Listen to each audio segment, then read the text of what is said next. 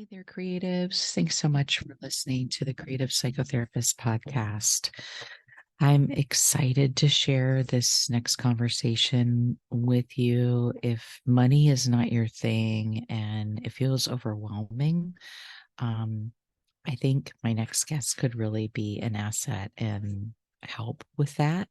Her name is Carla Titus, and she's a fractional CFO and founder and CEO of Wealth and Worth Within.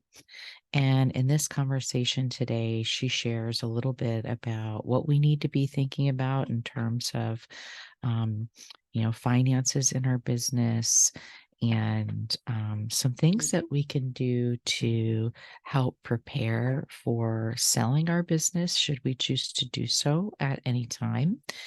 And without further ado, have a listen. The Creative Psychotherapist is the official podcast of the Creative Clinicians Corner, a practice-building resource for creative psychotherapists. TCP Podcast is the cast for creative, expressive, and experiential-focused psychotherapists curious to learn how to design, build, and scale a thriving private practice. Your host, Raina Lombardi, interviews successful therapists about the tools and strategies they have used to develop creative-focused practices. They also talk about the products, services, and side hustles they have developed, using their knowledge and creativity to enhance their therapy practices, make a greater impact in their communities, and diversify their income streams. Welcome. Now here's your host, Raina Lombardi. Thanks so much for listening to the Creative Psychotherapist podcast. I'm your host, Raina Lombardi, and I'm very excited to welcome my next guest to the show. Her name is Carla Titus, and she is a finance expert with over 15 years of combined corporate financial planning, analysis, strategy, and online business experience. She provides fractional CFO services and financial consulting to business owners looking to grow their business profitably. Her priorities for her clients are to grow profits, have cash in the bank, and pay themselves well so they can build personal wealth. Thank you so much for being here today, Carla. I'm really excited to talk to you. Me too. Thanks for having me. I can't wait to share all the golden nuggets, hopefully, with your audience. Yeah. So I think probably the first question would be, what is a fractional CFO? Yes, we get asked this a lot. I think a lot of people are not familiar with even what a CFO, Chief Financial Officer, does or is as far as the role and responsibilities of that position. And I always like to describe it by sharing, in a corporation, there's always the CEO and the CFO. We hear this a lot. People are probably aware and familiar. And what it is a partnership between the owner or the person driving the company and the financial partner that brings in the perspective on how to make best financial decisions going forward, not just today or in the past, but really forward looking, projecting out what are the goals, how are we going to reach them, what is the plan, and also making sure that we're executing and monitoring on those goals as we're going along.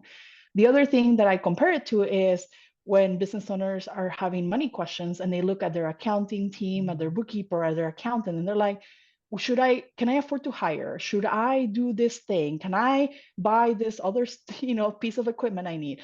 And the accountant or the bookkeeper are looking at them like, what? I don't know. Like, why are you asking me? Or like, I don't have time to take your call because I have 400 other clients to attend to. And they're just not in a position where they either have the expertise, experience, or skill set, or even the desire to sit down with you and say, well, let's analyze that decision, do the financial, analysis required, and look at the data to understand, can we afford to? If we can now, when can we afford to? How much does it cost us? And what are some of the alternatives to our problem that we're trying to solve, which is hiring, that we can evaluate in order for us to make progress towards the goal, which is to maybe grow the company or be more profitable or bring in more revenue, create a new revenue stream. And that is the function, the forward-looking planning that a CFO is in charge of as a leader in the company, and coming in at that what we call fractional role, because those companies don't need a full-time CFO yet. They will one day, but they still need the leadership and the guidance and direction that an expert in the field has. And we make that accessible through that fractional CFO position, where you still bring in all the goodness of the leadership, the high level expertise, the planning, the proactive approach to your finances, to your business at a fraction of the cost. That's awesome. So basically, it's a contract position that allows you to go in, look at the finances of the business, and help provide guidance based on what they want to do. But they're not paying a salary, which if they were paying a CFO salary, that would probably break the bank as a small business owner, I would imagine. Yeah. It wouldn't be affordable for them to hire a full-time CFO with all the requirements that it takes to have someone at that level and experience. And that's why the fractional role is so popular and much more accessible to all the small businesses out there that are trying to grow, but really need to tap into that financial knowledge and expertise to help guide what comes next for the business and be very proactive and intentional about the decision making around finances, which I know kind of comes from your gut instinct or is an afterthought, but we really want to shift that conversation to more less intentionally control the path forward and decide what is our best alternatives to evaluate. And then before we make a decision, we've put it all out on the table, all the scenarios and all the options, and then we make a decision based on the information we gather for each of those scenarios and move on that path that hopefully is more profitable and also can, put you in a better financial situation to have stability in the business long term. Yeah. So what are some just general things that small business owners really need to be doing to make sure that their finances are in order? I think a lot of us come in as technicians, we're proficient in whatever it is we studied, and we're there to execute on that, but we're not necessarily so skilled in areas of things like accounting and budgets, let's say, things of that nature. Exactly. Like you said, nobody got into business to manage the finances or the accounting side of the business, let alone do bookkeeping, right? Like, let's be really clear. That should be the first thing you outsource the moment you can afford to do so. And we want you out of QuickBooks and into doing your business and growing the business, big picture that only you can do. So back to what are the basic things you should be doing is first, the books need to be closed every month. I know it's tedious. I know nobody wants to do it. It's such an affordable position to outsource and delegate out early on in your business that you should really consider bringing in a bookkeeper. It could be a contractor, that's doing that for you and closing the books. Make sure they're reconciling, categorizing, and sending your report every month as part of their service. And also looking at the balance sheet to make sure there's nothing there that shouldn't be there. And if they don't know what that is, maybe ask them what their accounting background or experience is before you hire them, because I find that there's a lot of bookkeepers out there that maybe don't have that expertise, and it really can mess up your books, and it can really make it tough at tax time to not get the right tax deductions if the things are done incorrectly. So that's number one. Number two is you want to be looking at those financial statements every month. And, I know that some people are not good with numbers, or they're like, oh my God, I don't want to look at a spreadsheet full of things that I don't understand. The things we're looking at are four key things, right? You want to look at revenue. Has it gone up or down from the month before? Has it gone up or down from the year before? And just start to get an idea of what's happening in your business from a revenue perspective. That could be how you bring money into the business, right? Your sales, your income, revenue, all those things are the same thing.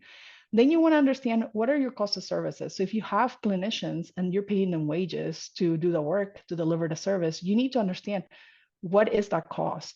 And then after that cost, what is left? What is left for me to operate on? That is what we call a gross margin.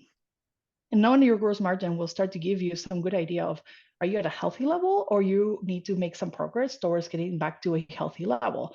I see that a lot of group practices are on commission base or other types of compensation structures that are not serving them. And when we really come down to the gross margin, it's just not healthy enough for the business to survive long term. And they're starting to see cash flow issues, or starting to feel really strapped because they can't grow and sustain that while still paying the staff high wages that do not also yield high results for the company. So there's got to be an alignment there. I see it often on capacity management and weekly clinical hours not being managed correctly. That is really leaking the profits out of the business and not allowing to have healthy margins.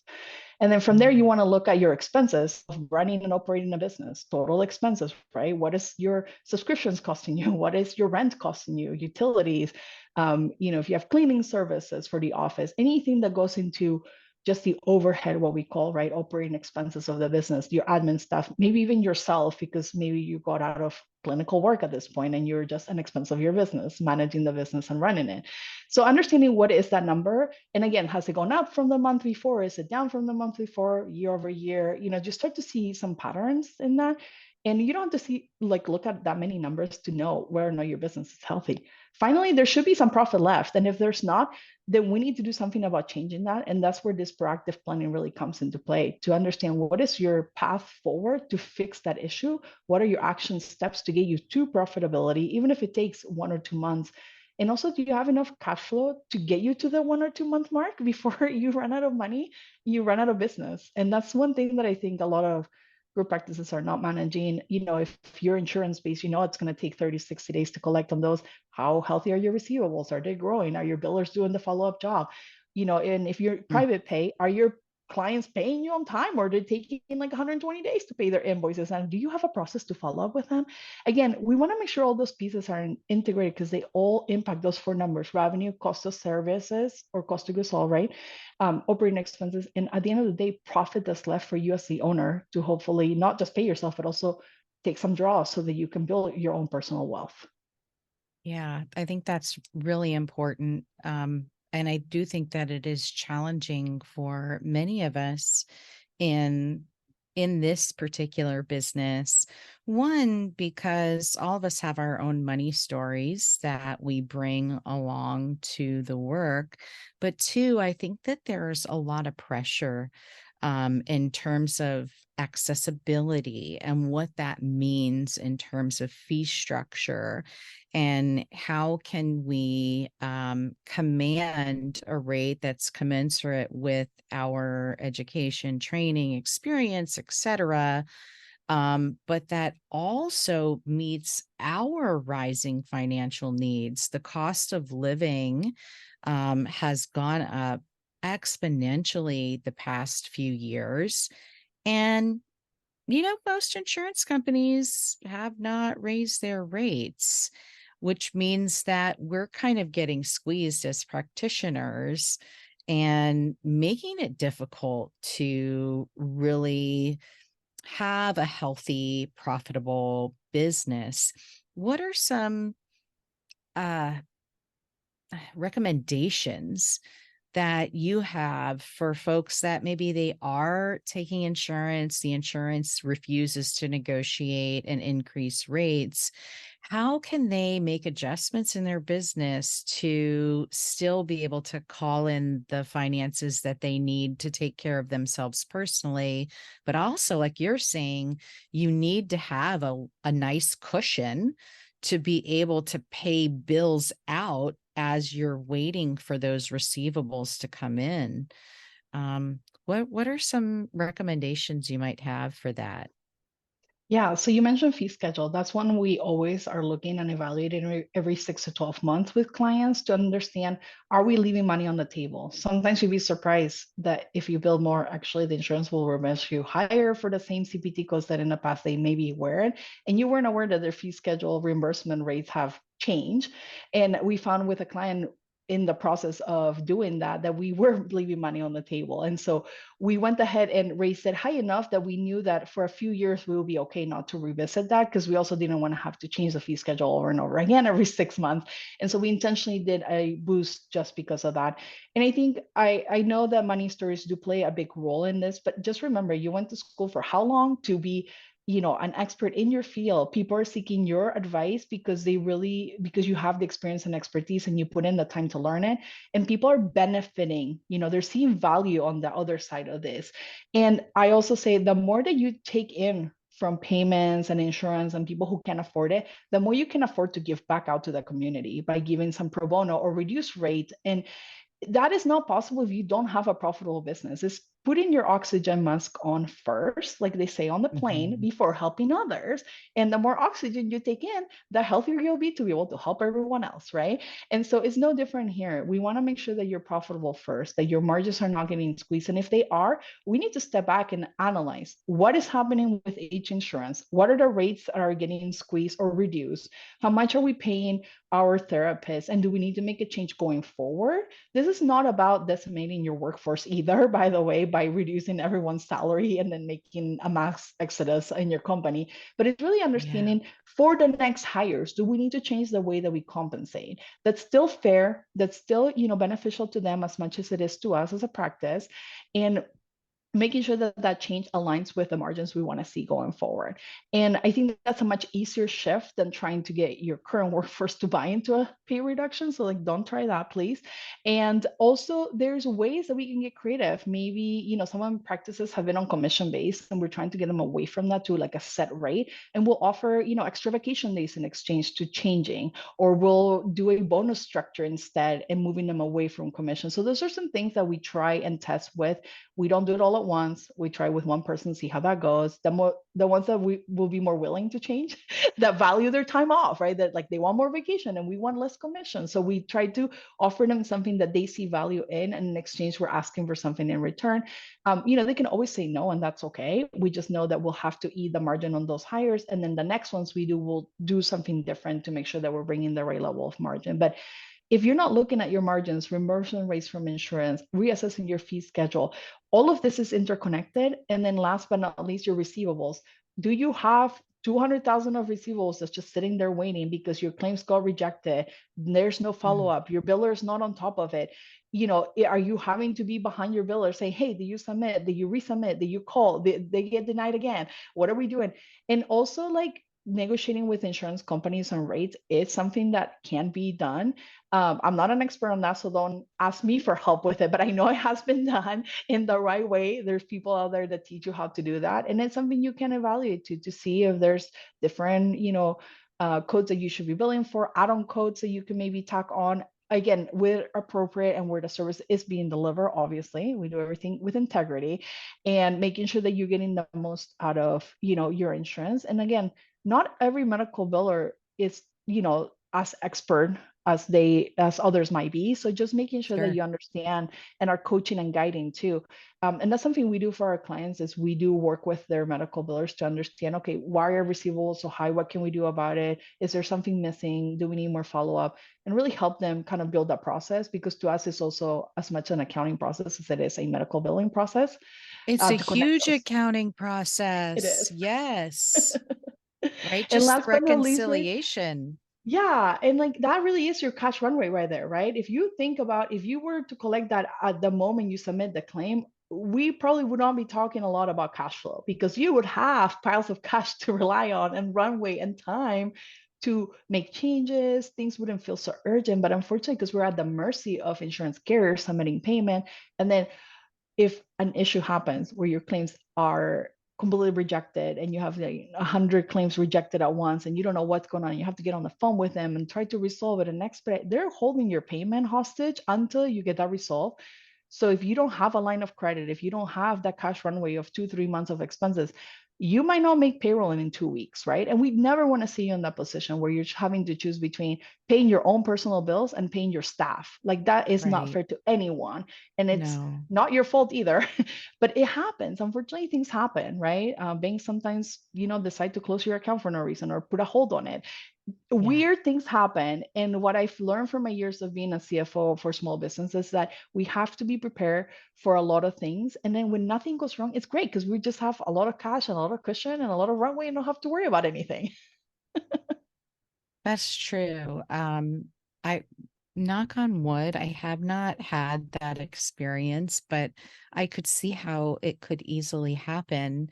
Um, Things come up every day that are unexpected too, that might eat at your cash flow that you weren't expecting to have to do emergencies and repairs or whatever might have you.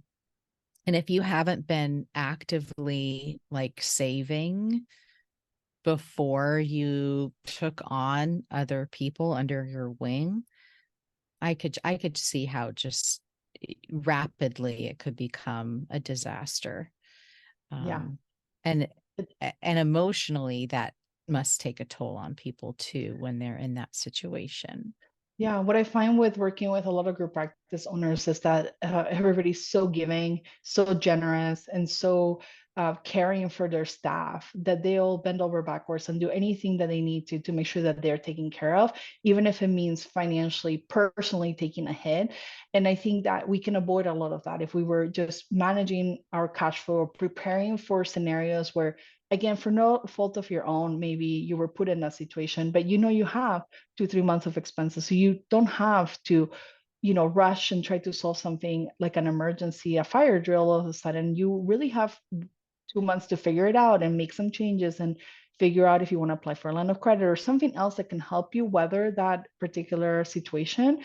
And now we have time and we can breathe and we can relax and handle the situation from a position of power and control versus from a position of despair. And when you're looking a little despair, the banks don't like to give you money. So like that's the worst time to go get a line of credit and ask for anything. Mm. So having that ahead of time is going to be very beneficial, even if you don't use it or tapped into it. A lot of my clients, we set them up with one. We never touch it because obviously we're good at managing their finances, but it's there for the unexpected. As you scale, the business is going to take more money and more resources to get that, to do the hiring. You won't see those payments for 60, 90 days. The hire won't get fully to capacity for 30, 60, 90 days sometimes till they have a full patient load. So just knowing that and kind of working through the timing, especially when you're working through hiring, knowing when that's going to be, it's just going to give you a peace of mind so that you can better prepare and not freak out when you're not seeing those profitable months rolling because you're scaling and it's costing a lot of money. Yeah, I'm glad that you shared that part, right? That like sometimes people don't realize that as you're growing, things become more expensive. It shifts your profitability. I think I was definitely had better profit margins when I was a solo practitioner because I didn't have all of these additional expenses that I needed to purchase in order to manage having a group, right? Mm-hmm. Your rent goes up because you're in a bigger space. And then if you're doing direct deposit, well, that costs money to run payroll, right? There's just an expense of that. There's an expense of, making sure everybody has access to a shared schedule or EHR system, which the Mm-hmm. more people you add on there, the more expensive that is, so things just add up really quickly.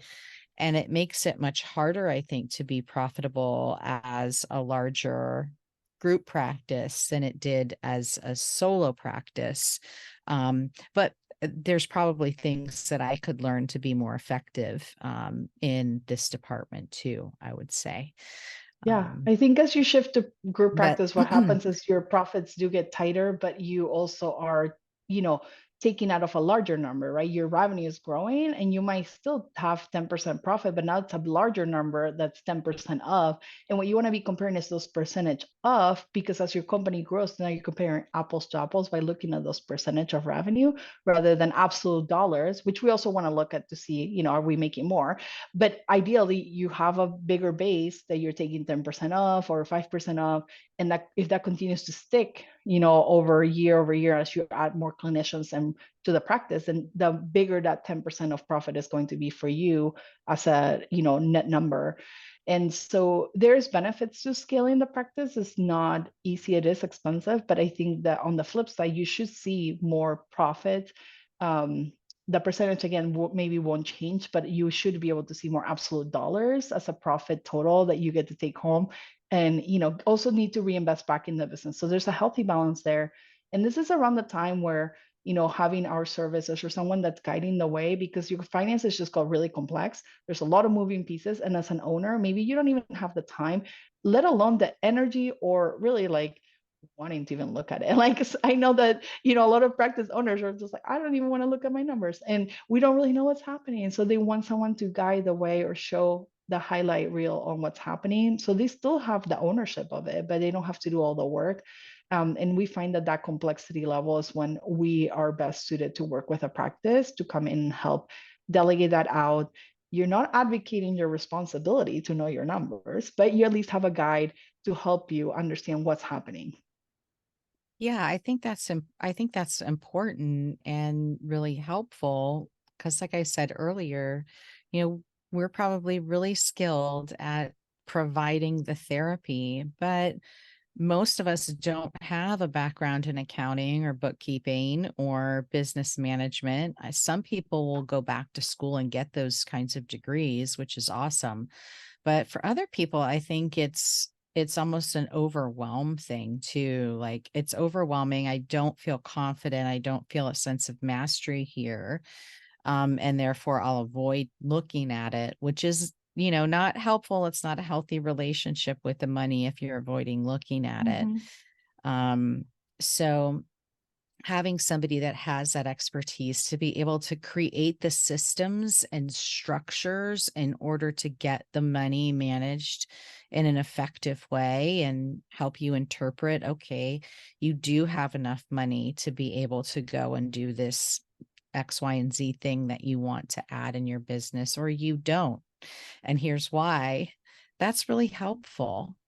Yeah, we like to say not yet, and then how can we make it possible? Because we don't like to tell people no, they don't like it. And so, but what we say is, if you do these three things, now it's say, heck yes, let's go do it, versus say, I'm concerned if you go down that route now, right? It's like maybe in 3 months, here's what I want to see shift before we go make that decision. And I think that really helps business owners be at ease, knowing that okay, I need to go grow revenue by 20% before I go hire the next person. Great. Now I feel, better about my decision. I know we're going to be on track. We're going to be healthy financially and we're not having to stress and have the sleepless nights.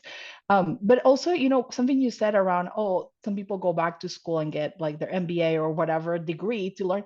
Well, you don't have to do that. You can also just partner with someone who knows it that can bring that partnership and expertise to you. Just like Mhm. you wouldn't go get a law degree and an HR degree, you also don't want to get a business degree. There's a lot of degrees. I know you guys love and have all the degrees probably already, but like bringing in that partner that also is kind of that second brain in the business that you can consult with. Because I think business ownership is lonely, and you can't talk to your employees about your issues because you can't make payroll in 2 weeks, right? That's not an appropriate conversation to be having. So who do you turn to?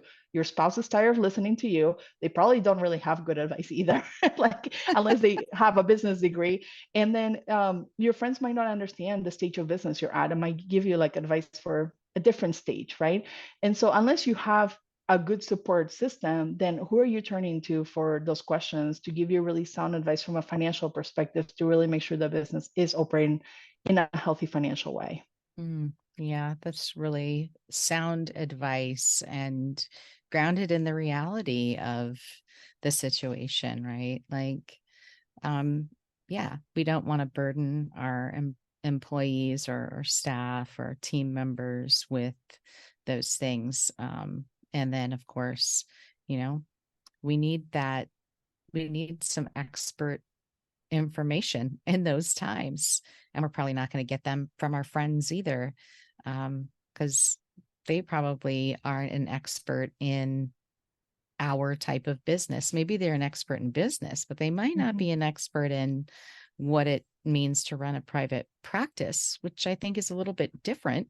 We have different constraints because of our ethical codes, legal stuff like that. So having somebody that has a foundational understanding of what we need as it pertains to clinical practice, plus that expertise in the accounting area and financial area, I think is a win-win. Um, I think it sets you up for better success in the future than if you're trying to just figure it all out on your own. That's for sure. Yeah, exactly. We want to make sure you feel supported and that you feel like you have the right information to make the right decisions in your business. And unless you love analyzing data and being in spreadsheets, which we do, but might have, some of you might not, then it's going to be really hard to get those insights unless you're looking at your numbers, which is why we're such a big proponent of start by looking at your numbers. I know they might be scary, they might not be perfect, but think of it as a starting point that you're going to make progress towards, right? Just like when Mhm. you give a patient a plan to improve on, you're Yeah. starting from where they're at, right? It's not bad, it's not wrong, it's just what it is. And then you're helping them improve on that with your support. So it's no different than that. Is we're going to give you a plan, action steps, problem solve with you, and make sure that you have the right perspective from a financial lens to really get you to the next stage of growth that you want to see, improve what you already have. And that's really when a CFO can come in really handy. If everything's going great and you know your numbers and your cash flow is healthy, like you might not need us, right? So you're on a good path. We want you to be there already. But if you feel hesitant and you know that you can't turn to your current team to ask the questions and nobody's really helping you with that, then it might be time to explore, getting some support and see how that could work best for your practice, especially if you're looking to grow. That's where a CFO really thrives and really comes in to help you accelerate that growth and also avoid mistakes that are expensive and keep you on Yeah. track. Mhm. Yeah. And how do you help people who not only want to grow, but are looking at their business as an asset, as a financial asset, not for what it produces each week or month that it pays you, but as an asset for sale in the future. If you build your business up, it could have some valuation, which would allow you to sell and retire. How do you help people with that process? Yeah, and what is surprising to me is that people think about selling when they actually want to sell, and that tends to be a little too late because if unless you had the right financial metrics that you were already hitting for the last 2 years, they're going to go pull tax returns to see what your business was doing, and if it wasn't looking very good, you're not going to get the highest value for your business, and your retirement, that was wrapped up in maybe selling the business and making hitting that big valuation might not be there, and you might just be discouraged and disappointed at that point and that you have to put in maybe a couple more years to fix it. And we don't want to see any practice owner, be caught up with maybe it is even like a health situation where they can no longer run their practice, or Mhm. it could be a life situation where they just have to sell the practice for whatever reason. And we want to get you the maximum value we can for it. So what we want to do is start a process a few years before you're ready to sell. Also, I just think every business owner should have the option to sell their business when they want to, if a good opportunity or offer presents itself. So why wait till you're ready to sell? What if someone came to you and said, I'm going to give you this much? And you're like, wow, I never thought I could get that much for my practice. And maybe you're like, sure, I can go for that. Or like, that feels great. I can go retire now. And it's earlier than you expected, right? So always being ready with the right set of numbers and financially being strong is going to set you in a position of power to take on those opportunities. But if you're just even not wanting to sell right now and you just want to have a good profitable business with a high valuation that one day down the road you want to sell, in the meantime it's just a cash flow machine for you, printing the money, printing those profits for you to create your own personal wealth in maybe buying a building or buying personal assets. And so now you leverage the profits of the business to get you the assets you need for an early retirement, or even not even retire, because I think a lot of you like to work, and so do I, but it's a work option, or more flexible work hours, or maybe you peel yourself off your business as much as you possibly can because you hired the right help and structure to run the day to day, and you only get to do the things that are fun for you or the things that you really enjoy. And to me, the definition of personal wealth is really like the owners, right? Is it freedom? Is it time? Is it money? What is it? Like I said, buying a bunch of real estate properties. What is it? And we always work with that end goal in mind and walk backwards to an action plan today that will help you map out how to achieve those goals long term. And it might not happen in 2 years, it might be 5 years, 10 years out, whatever it is. Maybe it's putting your kids to college. Whatever your goals are, your business should provide the lifestyle and the results financially that you need for your life to be what you want it to be. And we're really big on mapping that out together, because we know that as business owners, you're not just a business owner, you're also a person with life goals in mind. And if you haven't mapped those out, we're gonna, probably get you started a little bit on what is the end goal for this whole thing, and how do we make sure that the profits are powering all of those dreams and goals that you have for your life, and then created that plan to make sure that you're ready for it. So it's much more than just adding value to your company. Of course, we're all, about the results here too. But it's also, what can the business do for you? Yeah, I think that part is really important, right? Like, we invest so much of ourselves into this business that the business really should be working for us. We shouldn't be working for the business. But sometimes it gets flipped around. What are Mhm. some things that people need to be doing if they do want to sell their business? Is there things that you would recommend that they start to do to prepare for that? Yeah, so a lot of what we talked about at the beginning is really some of the key financial metrics you're going to want to hit and start to work towards improving. That is gross margin, right? Knowing what is left after you play your clinicians for delivering services, that needs to be healthy. We like to see that, again, and it's going to vary depending. This is not financial advice, but we're happy to help you with your particular situation. We tend to see that between like 50% gross margins, maybe even higher than that. On average, we want to see like that healthy level, profits. If you're scaling your company between 5 and 15% on a yearly basis is what we like to see, because we want to also reinvest back into what, the growth needs to be.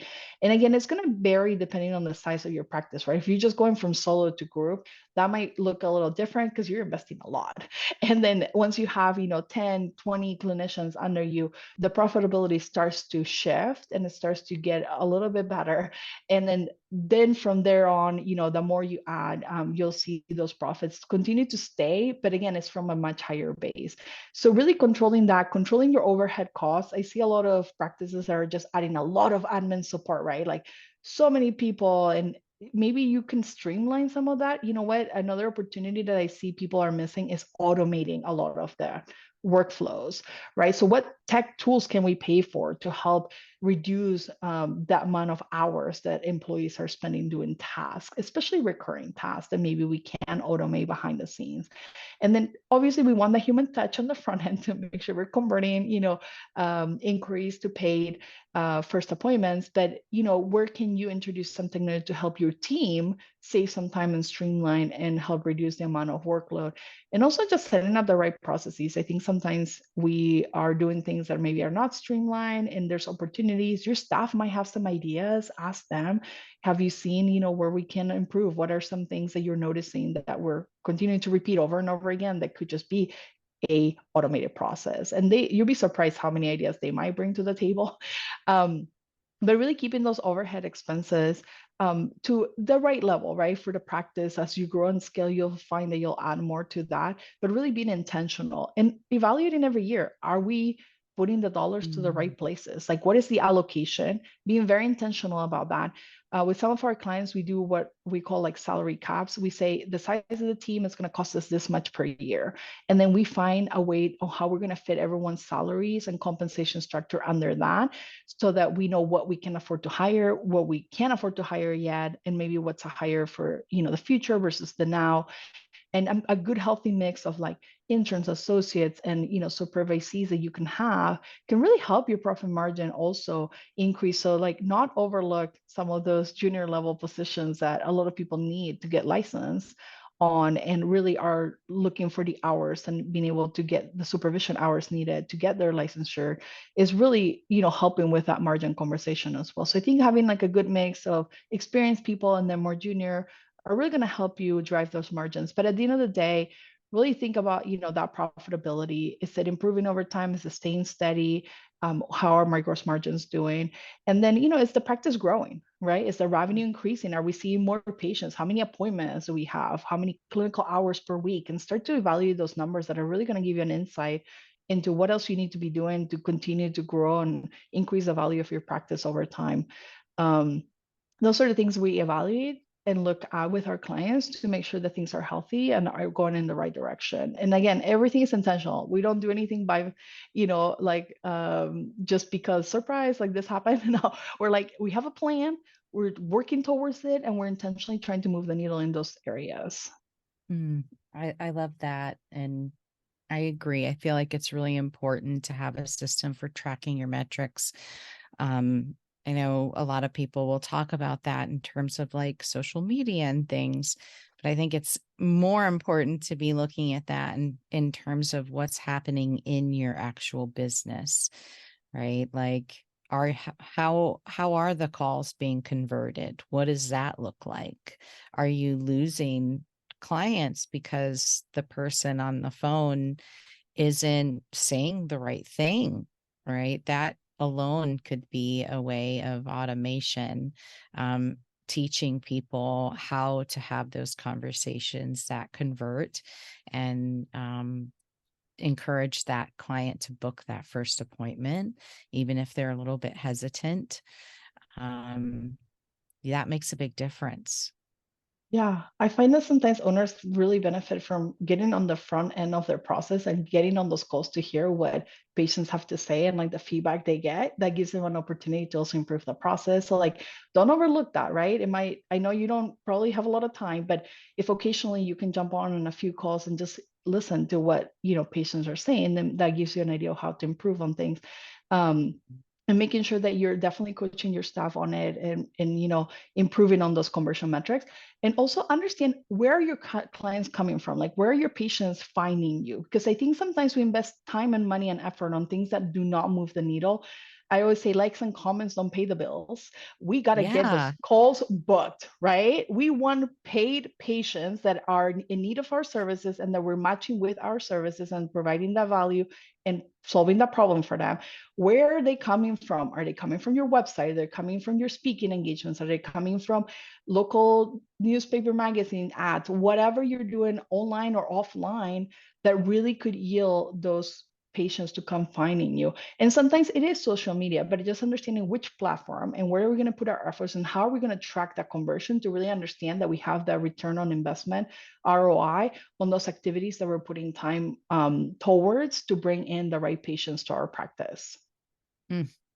Yeah, I think that that's really important for people to hear. Sometimes people think, oh, well, I has to be through social media, but that might not be the best way to get clients in the door. I mean, it just depends on who your population is. Who are you serving? And then what are you doing on the social media? Because that part is really important.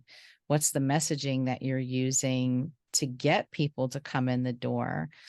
I kind of look at it like it's another opportunity for visibility. It's like another road sign out in front of the office, just to let people know that we're here.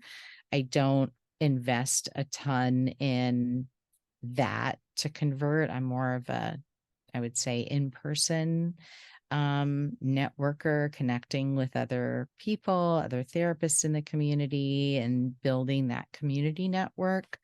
Um, it's difficult sometimes because you might meet with somebody several times before you get a converted referral, but I feel like it's a much more worthwhile investment of time. And it's something that typically isn't going to change in the same way as like social media, the way they change their algorithms to actually get you out in front of your potential client. That's constantly changing. And so that's time, energy, money that you're having to invest to educate yourself to figure out what that is, or to pay somebody to do that for Mhm. you. I don't know. It feels like a lot of output for a minimal return sometimes. Yeah, and I think this is where your data and your results are going to speak loudly on what is actually working and where you should invest more time. Maybe it is going to those referral doctor offices to send you all your patients and sending them, a little gift or donuts or coffee or something, and like, making Yeah. that connection, that is bringing the leads. But you really need to understand where are they coming from first. So if you're not asking that in your intake form and in your process, that might be something you want to incorporate right away. And then analyze your data. How many people say they found you on social media? Which social media platform? Are they giving you back what you're saying in your message? Are they repeating the words that you're using in your messaging that said, oh, I said this, and then they're saying exactly those words back to me? That means the message is hitting. And that's why they're calling and setting up the appointment, right? Maybe they're finding you on Psychology Today. Like, where are they looking for you? And then how are they coming to you? And that's data you have available in your business today. And if you're not tracking it, start now, and then start to analyze and look at what are the trends, how many people, is it 80% of our people finding us through Google? Well, should we invest in Google Ads, right? Like, what is it and how does it work for your specific practice? And then what do you need to be doing more of that's working? And then let's double down on that. Let's allocate more money to it too. And then see if the results increase because we put some focus or emphasis in the allocation of budget towards those activities. That's great advice. Love that. Is there any other kind of quick win tips that you might be able to offer listeners who are trying to work on this aspect of their business to overcome some of the hesitancy and resistance to actually investing money and hiring an expert to help them with finances? Any kind of tips or guidance for that process? Yeah, so I think the best thing I can say is that we have been supporting group practices for a while, so we do know what are like some of the pockets of areas of opportunity that we immediately can come in and make a big impact. Our goal is to, have not only our cost covered, but then have you get more out of your business because you brought us in as your team to create more value. That is the job of the CFOs, to create more value for the company and really steer that strategic plan forward looking and help you execute and stay on track on that. So if you're having trouble doing that on your own, if you're not reading your financial statements or you read them and you have no idea what they say and you need someone to interpret that, I speak both therapist and accounting, so I can help also be the liaison between you and your accountant and really get what we need out of that support role, out of your bookkeeping team as well, to make sure we have the right structure to make the right decisions, because that's what it comes down to with the data is your reports maybe are not being done correctly, therefore you don't know what they say or mean, and there's sometimes categories and things that get mislabeled and you're like, I have no idea what goes into this. And then we start to explore some of those opportunities to streamline and really have the statements tell us what we need to know to make decisions. And again, if you're just not into spreadsheets or numbers and you just want a guiding light and someone who is gonna come and not judge your business, right? You are where you are. We're just here excited to make progress with you and being that partner and understanding that it might be hard for you to take that first step. And we're just going to make sure that you feel taken care of along the way with compassion and care, because we really do care about your business and we want to see you succeed. And if you're going to bring us on or hire us to support you, we want you to also have the financial results of bringing a team like this onto your business. There's no fluff here. The numbers don't lie. There will be results. We will measure against them. Trust me, I'll be the first one to put them in front of you, right? And so I think that there's a lot of people out there offering services that maybe are not tied to the numbers or the results. We are very much tied to the bottom line and understand, are we making a difference or not? So if you're, hoping to hire a CFO now or in the future, something I want you to look out for is also, what is their experience? What is their expertise? Do they have a finance degree? What is their background? Because I think all of that is going to help you inform to make a better decision on who you bring onto your team and trust that they know what they're talking about. And do they specialize in group practices or healthcare? Are they the right CFO for you? Because there's so many options out there. And then there's a lot of people that are not qualified to give advice and don't have the education or background that are calling themselves CFO. So I just always want to make sure that people are careful of that. Even your bookkeeper, right? Do they have the right accounting background? All these roles that involve money, like, are they the right person to give you advice? Are they qualified? Do they have the expertise? And then are they going to help you improve and help you through a process that they have to get you the results that you're looking for? Because it's really easy to spot in the first 3 to 6 months if nothing has changed, because the results won't be any different, right? Again, the numbers don't lie, so you can always go back to your P&L and say, did my CFO do their job? It's hard to hide from that. That's great. No, that's true. And that is really helpful to know that within 3 or 6 months, there should be some movement to point towards the evidence of like, this is effective or this is not effective. And maybe we need to make an additional change or tweak to whatever it is that we're doing. That's really helpful. Yeah. And depending on the situation, Yeah. that could be as long as 1 year, but you gotta be seeing some progress. That's always my thought. It's like if you can't see any progress, then something else is happening, and maybe you don't have the right person guiding you. But if you can't move the needle in 6 to 12 months, then I'd be asking a lot of questions. No, that makes sense, because then you're like wasting more of your finances that you're wanting Mhm. to be a better steward over, and nobody wants to do that, like flush it down the toilet. We work so hard to bring in what we do bring in, Mhm. that we want to make sure that when we're bringing on someone into our business, that they are able to support our growth plan and help us, with the bottom line. Yeah, and that's for every role and function, right? Not just a CFO or finance, but really like, what are you getting out of your marketing team? What are you getting out of HR support, legal team? Like, we can just go and measure what is the impact on every single dollar we spend for every activity in the business. And really, if you don't understand that, that might be a place of opportunity that you can go evaluate. What have I gotten from this teams lately? And then what value are they bringing to me and my business? Or we just maybe outgrew them, or we don't no longer need their support. That's another way to save some money and evaluate. I always say go look at what you can stop, pause, delay, or cancel.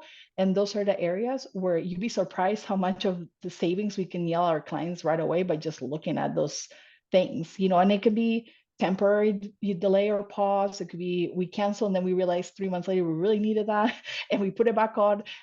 Maybe it's at the wrong level. Maybe we had the whole team subscribed to it. We only needed 2 people. Like those are the things that I want you to start looking at and really be discerning with your money, because you are working hard for your money. So I want you to keep as much as you can of that, and not be just giving it away because only for the right things.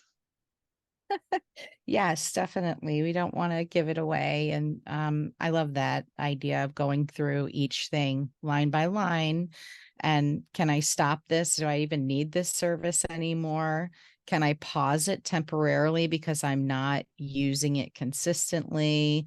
Or can I just, cancel it, terminate it? I try to do that at least once a year. I have not done that this year. It's something that I need to do. I have a few things that I want to tweak in terms of subscriptions, where I know I have a subscription to one program and a subscription to another. There's some duplication and overlap, but before I can make the switch, I have to do some adjusting. But doing so will save me like $40 a month. It's not a lot, but over the course of the year, that's a few $100s. Or 5 years that you've probably ignored it for, or what, however long. And I always say maybe it's like you need to double that investment to get rid of some 3 other pieces of software. We're not all CFOs are not all about Mm-hmm. cutting. We're just about allocating to the right places for the right amount, to accelerate growth of the business, right? And to see the value. We're always looking for ROI, like I mentioned before. And then making sure that you're doing that once a month, or once a year, this is your reminder, right? To go through and do that. And it's really about thinking strategically about your business and working on the business still instead of in the business, which we do a lot day to day. We know we're busy. We're all doing 20 different things, Mm-hmm. but really come up for air, look, from the top down view. And what I hear a lot of our clients tell us is if it wasn't for our time together, I probably would never look at my numbers. So it functions like a great accountability too for us to support clients to have the meeting, to go through the numbers, answer the questions, and really take away whatever tasks or things we need to go work on, so that next time we meet, we've actually made some progress. So if that helps your audience kind of get an idea of what it's like to work with us as well, on why they might or want to consider our support in their business too. Yeah, no, I think that's great and probably extraordinarily accurate, having that accountability to somebody else, particularly if it's something that one's been avoiding for a long time. That that support through the process is important. Yeah. Where can people learn more about you, learn more about your business, and find out more of how they could work with you, and you could come on and assist them in their financial goals for their business. Yeah, if you're looking for a fractional CFO or you're ready to outsource your finances, but still we're going to hold you responsible for the results because we both do the work. We take most of it away, but there's still the decision making that stays with you. You can check out our website at wealthworthwithin.com. On the contact page, you're welcome to book a free call. We can have a conversation about whether or not now is the right time, if we are the right support for you, and can we meet your needs. We're really big on what are your needs and how can we meet them through our services. And if we are not the right person, we have a huge network of other CFOs and professionals that can help you as well. If you're in a different stage, then maybe we think you can benefit from a different service. We do a lot of our services with integrity and honesty. We just want to make sure that you all have the right support that you need, not just that you buy our services, right? If they're not right, we're going to tell you and say, go somewhere else. This is what you need now, not us yet, and then come back when you're ready. And so if you're ready for that, go ahead and book a call on our website. If you want to follow along to what we're up to as we're growing our firm as well and helping other business owners, you can subscribe for our newsletter on our website, again, wealthworthwithin.com. And if nothing else, we love to put educational content and free resources on our social media at Wealth Worth Within. And you'll see a lot of videos where I explain a lot of these things that I talked about, go more in depth. And they're short videos because I want to make sure you get the key takeaway. And then if you have, follow-up questions, make sure you contact us. We're happy to provide you as much of the free resources as we can. We just want to see businesses thriving and, employing more people and being profitable and being here for the long term. And we always want business owners to enjoy their business and have the business do what they need for them. I love that, Carla. Thank you so much. I'm definitely going to sign up for your newsletter for sure. I feel like I've learned so much just from listening to you share about what you do today and how the services that you provide are really valuable. If we're serious about growing our business, getting it to its optimal, healthy state, profitable state, and so that it can best take care of everyone, ourselves, but also the other folks that we have in the practice and the clients that we're serving. So thank you so much for coming on and talking about this really important topic today. Of course, thanks for having me. And I know I want to see more group practices out there supporting all the mental health needs of all the patients out there that all need you so much in their life. So that's why we do what we do, so that we can help more through the work we do to support you all. Yeah, it takes a village, right? Like we might be doing the work of therapy, but I do think that there's so many other people out there that are supporting the work of therapists through their unique lens and expertise area that, it's a ripple effect of caring for the community. So thank you so much. Yeah, thanks so much for having me. Thanks so much for listening to this episode 20 of season 2 with Carla Titus. I hope you enjoyed this conversation. If money's not your thing, her services might be something to look into. I really loved that she will give a look at your situation and really provide some guidance on whether or not she's the right person to support you at this time. Like maybe first you need to do some other things before she can come in and really help get your finances in order. Anyway, I hope you enjoyed listening to this episode, and we'll talk with you next week. Stay creative, everyone.